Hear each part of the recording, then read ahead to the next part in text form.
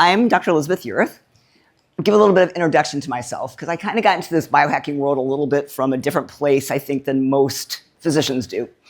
I actually came from an orthopedic background, but in general, we don't see orthopedics covered a lot in this whole biohacking community. And I really want to get you guys to understand that I think the neglect about our orthopedic joint health is going to be one of the downfalls of living to 180 and feeling good. I run a clinic called Boulder Longevity Institute. We started 20 years ago, so I've been in this world a lot longer than most people. So I've seen a lot come and go through the years.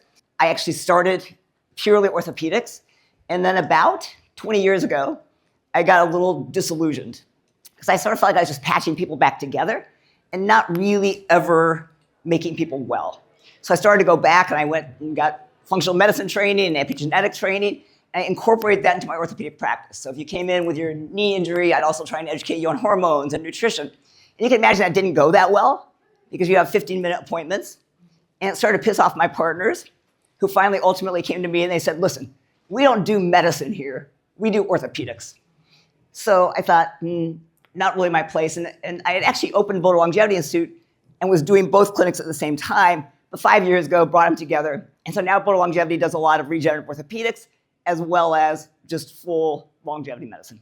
We also have a learning institution called Human Optimization Academy, which I encourage any of you guys who want to learn more about this stuff to join. We do these Q&As that are really fun. Lots of biohackers, lots of physicians. It's a great community. So this is the problem. We want to live to be old, but we want to live to be old like this, right? Not like this. And that's the big fear, is that we all end up 180, but in wheelchairs, crippled. We're not really doing a particularly good job at this. And if you look, we have made some progress, at least until COVID. We made some progress in lifespan, but we have not in health span. In fact, you live over a decade of your life in ill health. So that's not really our goal at all. I really want you guys to think about what are the things that disable people? What are the reasons that people don't want to keep living? Because that's a really important question. I'm gonna tell you a story about my parents. My parents were critical to my kids' lives. I had my kids pretty old. I have 5 kids, and my parents were there to help me raise them. And so my mom died at 96, but she spent the last few years of her life with dementia.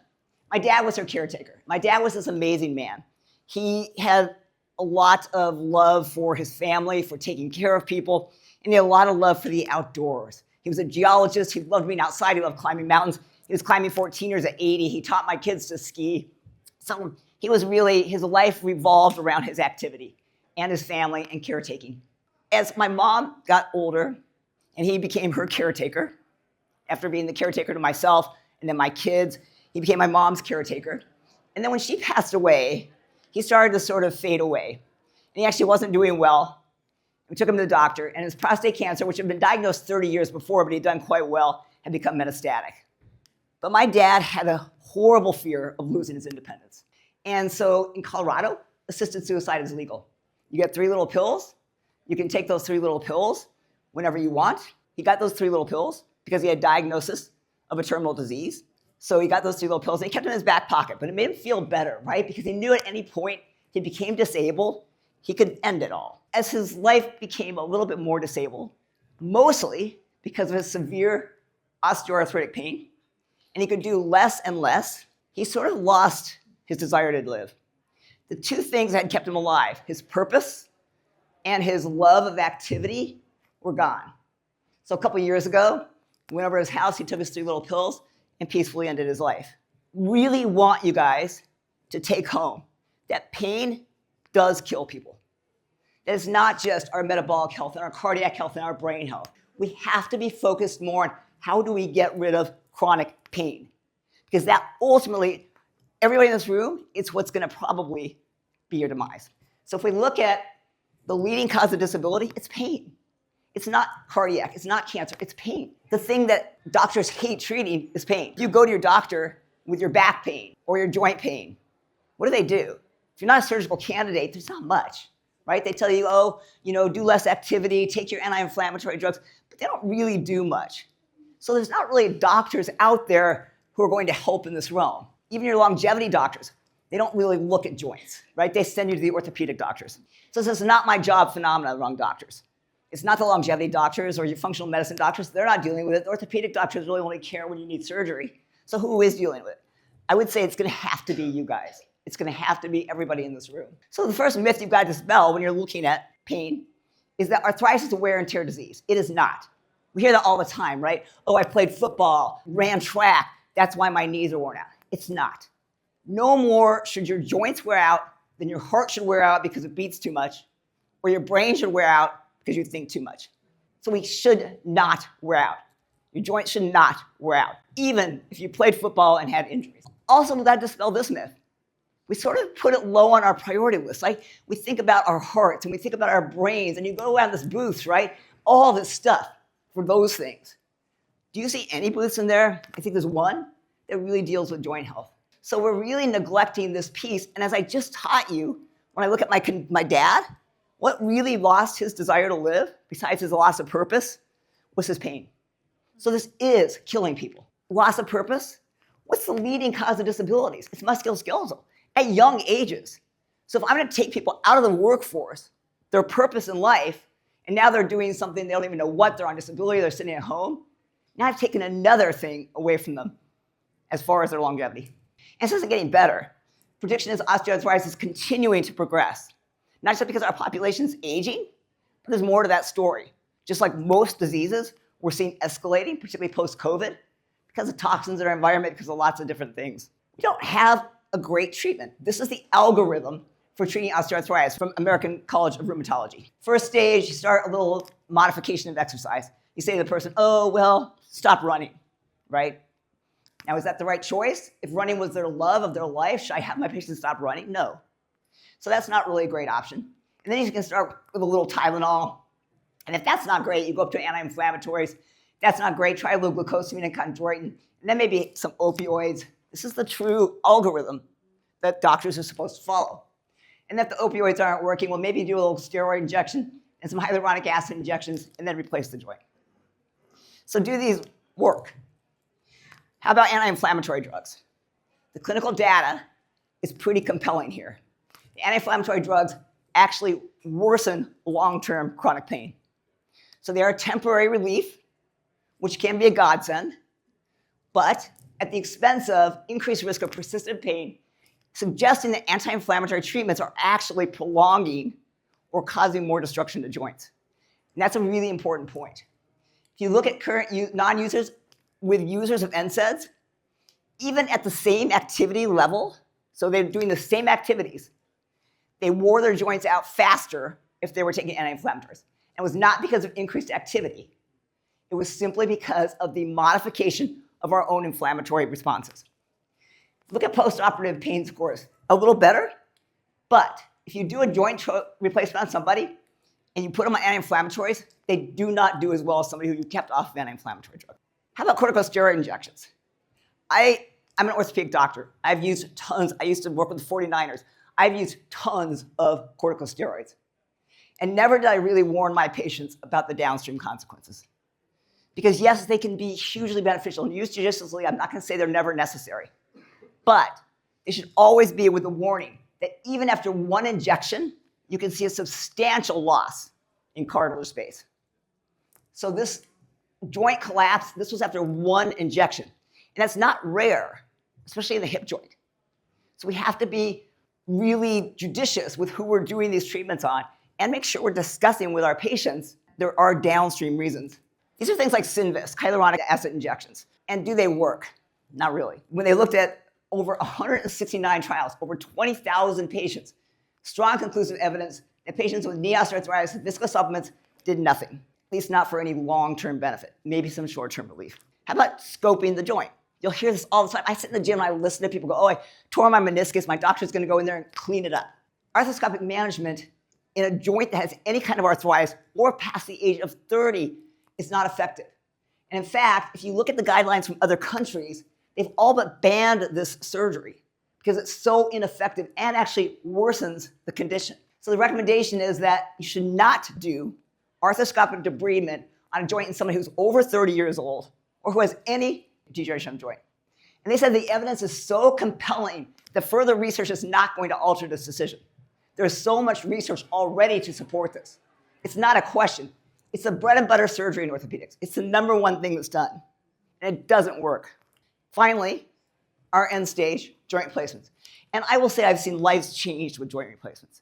But this is a little bit like saying, oh, let's just watch your cardiovascular disease until you need a stent. We're not proactively treating them so that we don't need to get to this stage. People are not the same as they were before. As good as they are, you are not the same as you were before. So we need to be working to prevent this end outcome, not just accepting, oh, we've got these great joint replacements. So like saying, oh, I've got great stents now for your heart, so don't worry about it. You just eat what you want and have horrible cardiovascular atherosclerosis. Doesn't matter because we've got good stents. Because that's what we're telling people. Oh, it's okay, we've got really good joint replacements. Don't worry about it, just wear out your joint.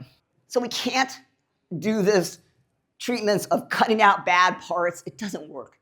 It's akin to if you took your demented mother into the doctor and he went, let's just cut out those bad parts of her brain. She'll be fine. It's exactly what we do. I mean, this is an arthroscopic debridement of cartilage that's worn in a joint. Is it really helping when we go in and we trim that? It looks a lot better in the picture. Does it help the patient? No. Arthritis is a disease. If you take nothing else home, please, this is a disease, like all those other diseases we talked about. We've got to focus not here when the cartilage is already gone, but actually here, on how do we reduce the abnormal inflammatory response that's created this disease in the first place. Because this is akin to every other disease process. It's no different than cardiovascular disease or metabolic disease or cancer. So even pain, when we have this chronic pain from joint injuries, even that is actually due to an altered immune response. When you look at an injury, like to a nerve, which happens whenever you injure a joint, there's injuries to the nerves as well, and you get the cellular debris, our body's designed to come in, have an inflammatory response, and regenerate the nerve. As we age, we see this persistent abnormal inflammation. We don't get this early healing response, we get this persistent inflammatory response. That was really best shown in this great mouse study. This is basically an intact nerve, and this is showing all the different inflammatory cytokines. Now, some of these are good and some of these are bad cytokines. Pretty similar between the old and the young mouse. But 3 days after injuring the nerve, look what happens. See the way the young mouse, mature adults, the young mouse, has this really robust immune response. It's coming in to try to heal the injury. Our bodies are really smart. So it's bringing in everything it needs to heal the injury. But look at the older mouse. Nothing happens. The body did not mount an inflammatory response. But then look 8 weeks later. Well, now when the other mouse has brought in all the healing elements, now my inflammatory response is picked up. That's chronic inflammation. And that chronic inflammation, it was creating the destruction and the disease. When they gave the mouse, after the injury, just a very low dose of aspirin, 3 days after the injury, they gave that old mouse a small dose of aspirin. They completely or almost completely normalized the response. So they let the acute response happen. And then 3 days post the injury, they tried to modify the inflammatory response by using a low dose of aspirin. And they saw significantly less chronic problems with the nerve. The thing that's creating all this chronic pain and chronic progressive destruction of a joint is this abnormal inflammatory response. And there's actually receptors on all of our nerves that when all these inflammatory cytokines are upregulated, it actually sensitizes our nerves. That's why you'll sometimes see people who have, they'll start out with knee pain and now their hip hurts and now their ankle hurts. It's because this peripheral nociceptor changes in the nervous system that occurs because of this dysregulated immune response. So it's really eerily similar to every other disease process. Upregulation of the inflammatory cytokines that leads to all the diseases. So what we have to do is start looking at acute pain earlier. We have to start treating injuries before we get into this chronic pain state. So how do we do this? Well, number one, we've got to prevent the immune response. Then we have to reduce the inflammation at the appropriate time, not all the time, at the appropriate time. And then we have to encourage repair. We have to prevent our immune systems from declining. One of the most important things is hormones. Because hormones, particularly estrogen, is a really key player in our immune system. The hormone decline starts early, guys. I mean, in our 30s, our hormones start declining, sometimes in our 20s. Remember, one of the reasons women are much more protected against immune problems and even arthritis at younger ages is because we have much more estrogen. But men need estrogen as well. Where do they get it? They get it from testosterone. So the first thing that happens if you're a 25-year-old and your testosterone levels are dropping is your body spares the testosterone a little bit. It stops making estrogen. So now your inflammatory response is dysregulated. Or if your doctor has you on testosterone, but they're putting you on estrogen blockers, same thing happens. You should never be blocking estrogen, or rarely be blocking estrogen. So we've got to create the same immune environment that we had when we were young by starting hormone replacement, and ideally as soon as hormones start to drop. 2, the biggest player in our immune system is our thymus gland. So our thymus gland is this giant gland in our chest. And when we're babies, it's huge. If you do an x-ray of a baby's chest, they have this mass in it. And then by the time you're old like me, it's a little fatty nub. It's not doing anything. And yet the thymus gland produces peptides that are super important for healing and for educating our immune system. So that's why when you're at puberty, you've got actually a really robust immune system. And when you get to be my age, you don't anymore. So now when I get an injury, I don't mount the appropriate response. So what can we do? We don't have a way to replace the thymus gland yet. The French eat sweetbreads, but really we can give back what the thymus gland does. And one of the most important peptides that the thymus gland makes is thymosin alpha-1. So thymosin alpha-1 is a naturally made peptide that declines as I age. In fact, after puberty, it starts rapidly declining. So my immune system is not very robust. And so basically, when you look at the link to thymosin alpha-1, you can actually prevent almost all immune-related diseases by keeping this peptide at a higher level. So basically, look at the things we talked about. It's going to increase the good cytokines. It's going to decrease the bad cytokines. It's going to improve the T cell function so I mount a normal inflammatory response.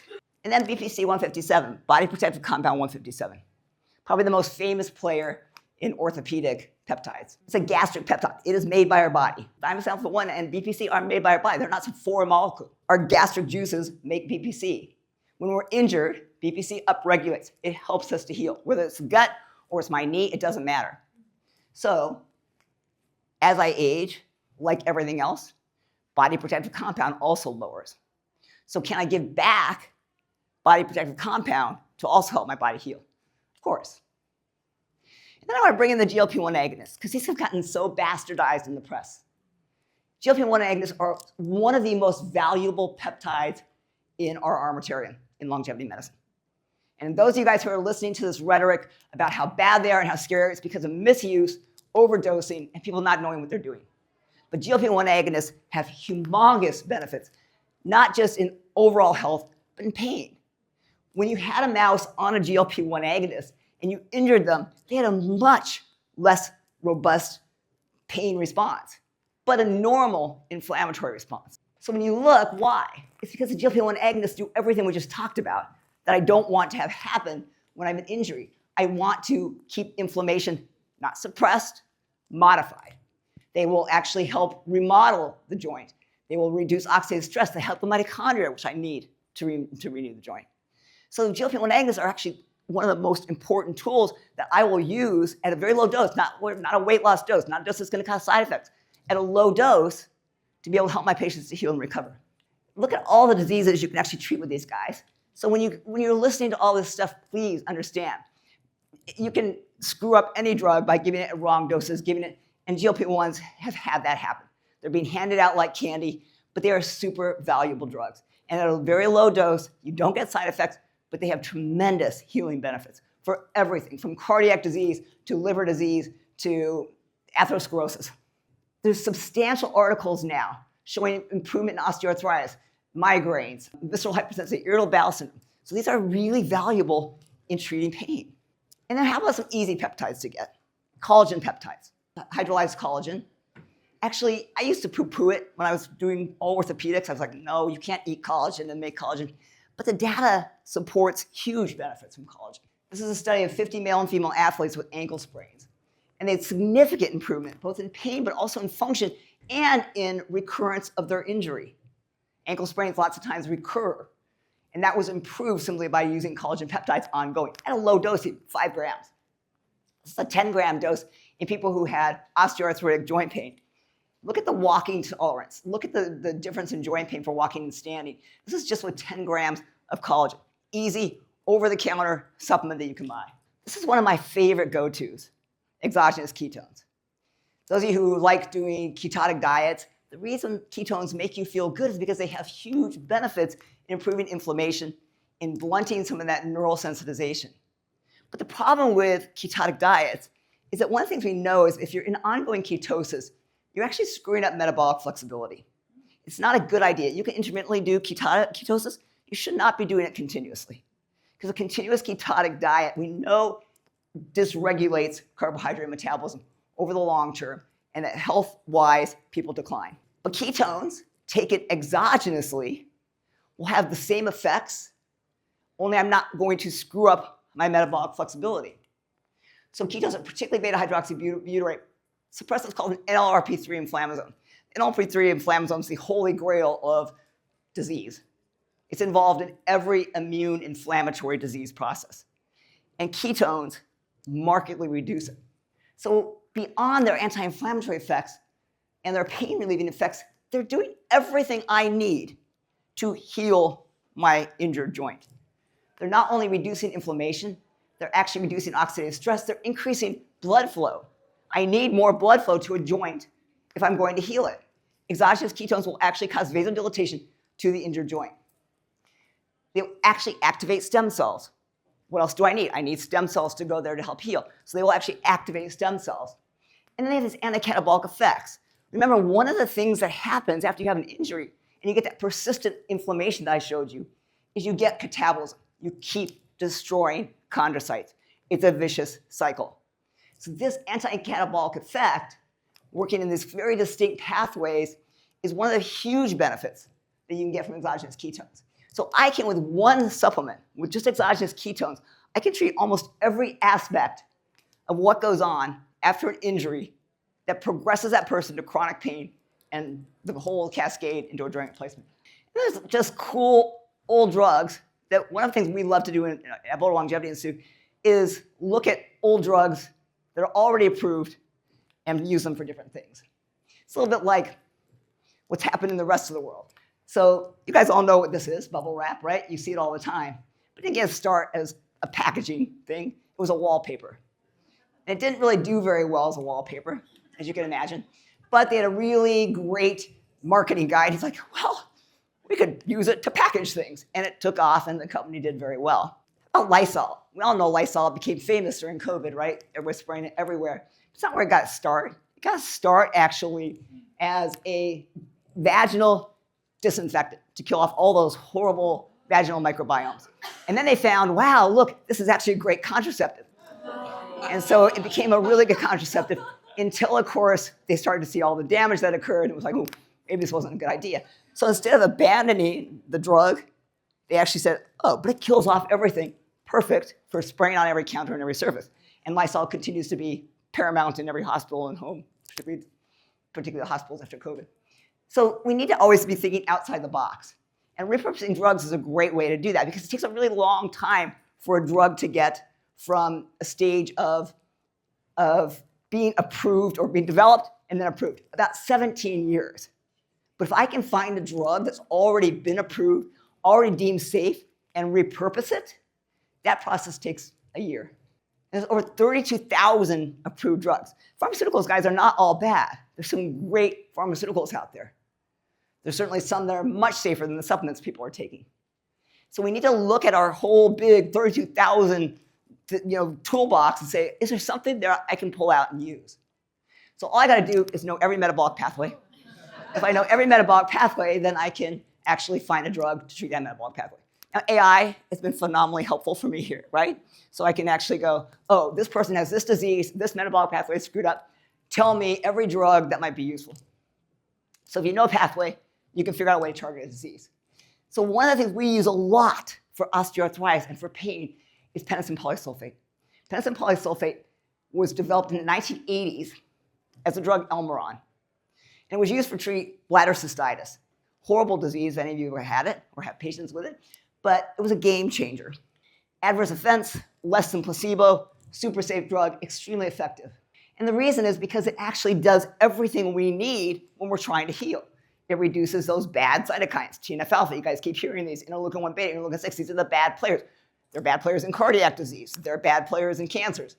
One of the things that happens when we showed you that whole nociceptor changes, where those neurons get hypersensitized, this stops that. It actually stops the upregulation of these neural pathways that have disturbed pain. It preserves tissue and improves blood flow. It's everything I need to heal a joint. Could you use this drug for almost everything? And we do. We use it in cardiac disease. We use it in viruses, primarily in my practice in orthopedics. This drug, xylitol, is not to market here in the US yet. It's only available in Australia, but we can get it because Elmiron's available to me. I can have a pharmacist turn it into injectable penicidine polysulfate. Injectable penicidine polysulfate works much better for joints, and it doesn't have the small risk that oral penicidine polysulfate has.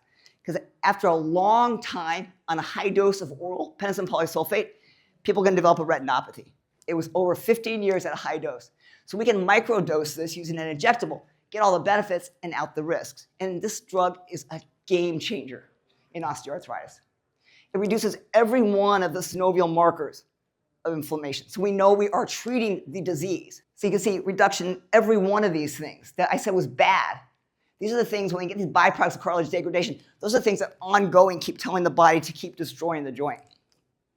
But beyond that, this is something we never could treat in orthopedics. The only way to treat this bony edema that you see after cartilage wears out is by basically replacing the joint.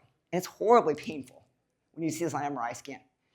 With just 12 weeks of penicidine polysulfate, that improved. Nothing else does this. And over 30% improvement in cartilage space. Just 12 weeks of therapy.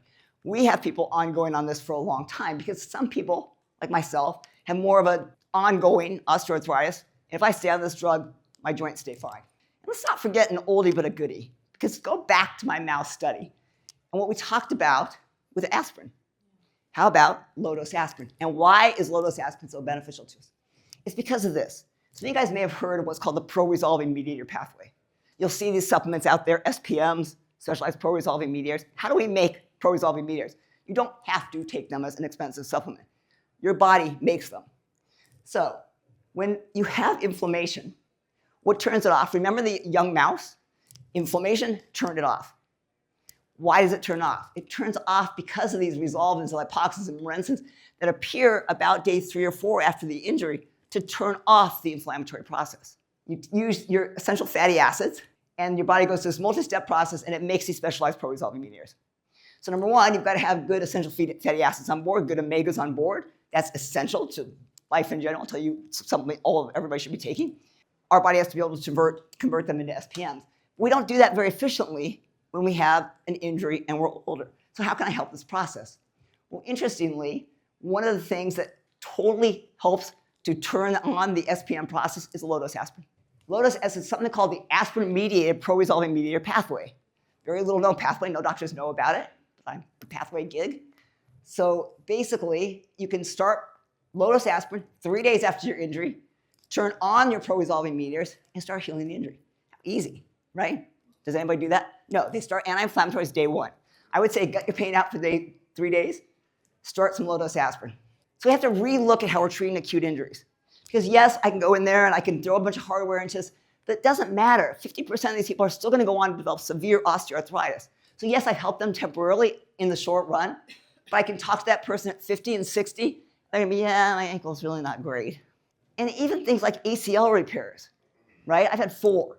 So ACL reconstructions. 80% of people, you're talking about a young age, 80% of people who have had an ACL reconstruction will have severe osteoarthritis by the time they're 50 in that joint. So are we curing the problem? We're temporarily helping, but we're not curing the problem. And it's because we're not addressing this disease that this starts.